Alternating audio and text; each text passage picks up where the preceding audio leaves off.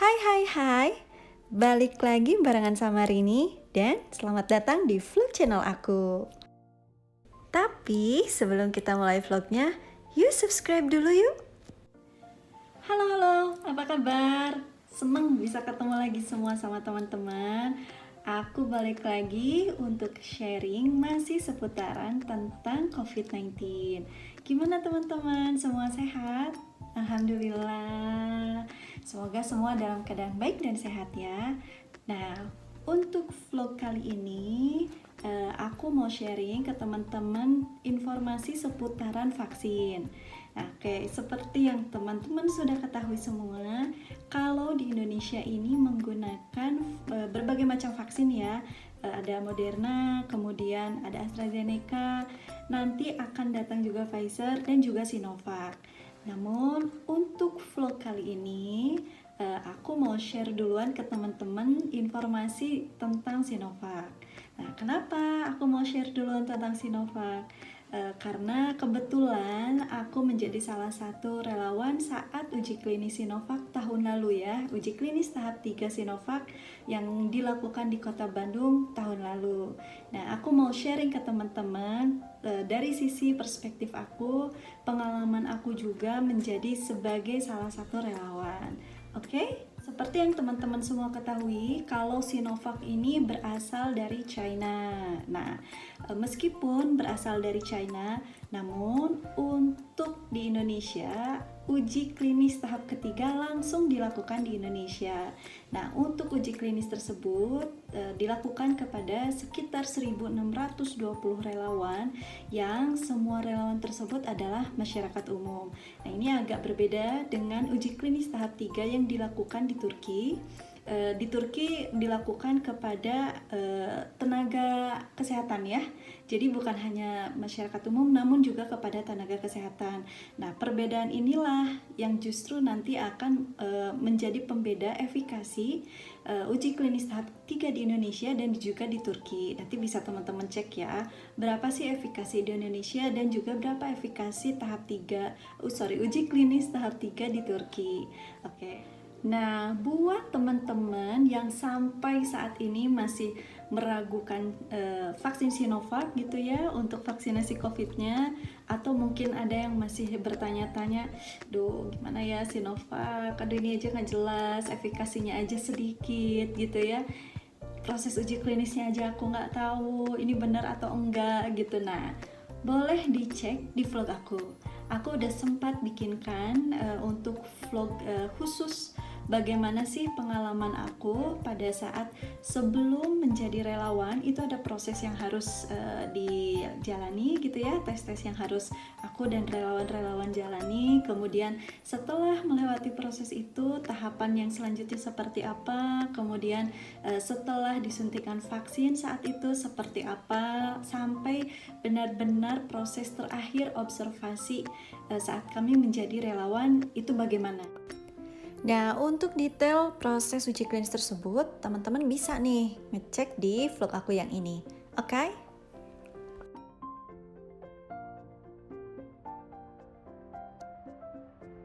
Nah, untuk vaksin Sinovac sendiri mengandung virus yang sudah dimatikan. Nah, virus yang sudah dimatikan ini dicampur dengan senyawa yaitu aluminium hidroksida yang berfungsi untuk meningkatkan kemampuan vaksin. Selain itu, ada juga kandungan fosfat sebagai stabilizer dan larutan garam natrium klorida sebagai isotonis. Nah, sekarang aku mau share ke teman-teman ada beberapa data yang menunjukkan efektivitas vaksin Sinovac pasca disuntikan 2 dosis. Kita simak yuk. Setelah melewati uji klinis tahap 3 kepada sekitar 1.620 relawan, vaksin Sinovac ternyata memiliki efikasi sebesar 65,3%. Nah, buat yang setelah vaksin ada muncul reaksi yang berbeda-beda.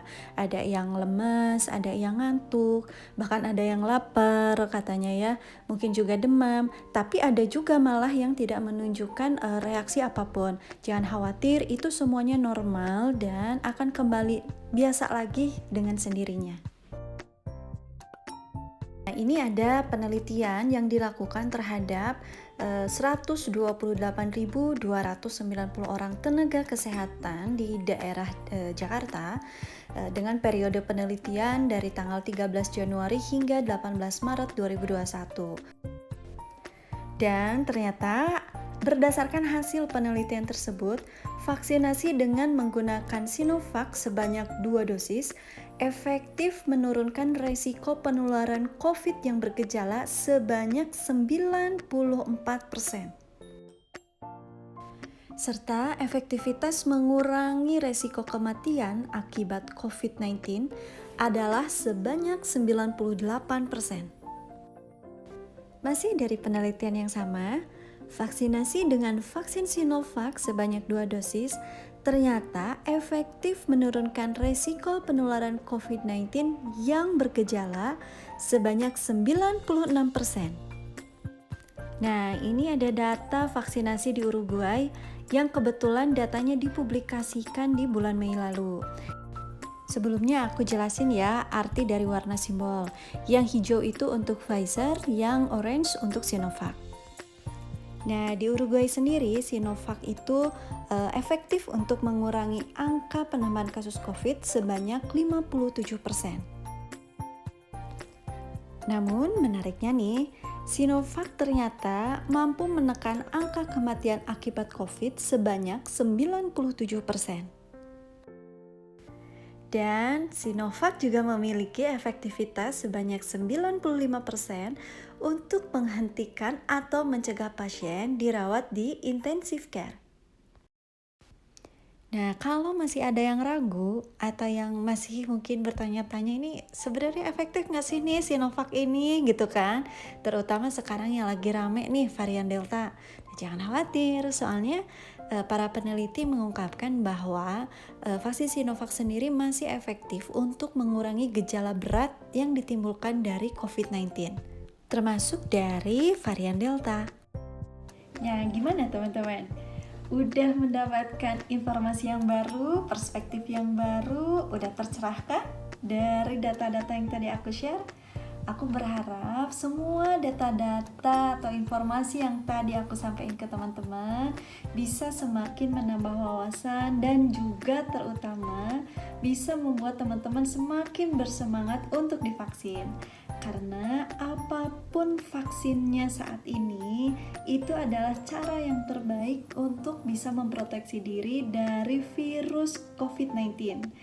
Ingat, dengan kita divaksin, itu bukan hanya memproteksi diri kita, namun juga adalah bentuk upaya yang terbaik yang kita bisa lakukan bersama-sama untuk bisa keluar dari pandemik ini.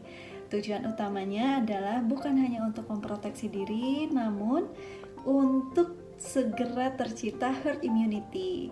Nah, buat teman-teman yang masih agak bingung tentang herd immunity, bisa dicek juga di vlog aku ya. Nah, buat yang pengen tahu tentang herd immunity, bisa dicek di vlog aku yang ini, oke? Ingat ya teman-teman, meskipun vaksin tidak membuat kita kebal 100% dari virus ini, namun banyak banget manfaatnya vaksin. Salah satunya akan sangat membantu menurunkan potensi resiko pada saat kita terpapar oleh COVID. Jadi please segera divaksin begitu teman-teman ada kesempatan dengan apapun vaksinnya yang ada saat ini. Oke? Ingat, tetap jaga kesehatan, tetap taati prokes karena meskipun sudah divaksin tetap tidak boleh abai dengan protokol kesehatan ya. See you guys, jaga kesehatan dan ayo vaksin. Dadah. Jangan lupa subscribe, like, komen, dan share juga ya. Semoga informasi yang ada di vlog aku ini bermanfaat untuk teman-teman. Thanks for watching ya teman-teman, and see you on my next vlog. Dah.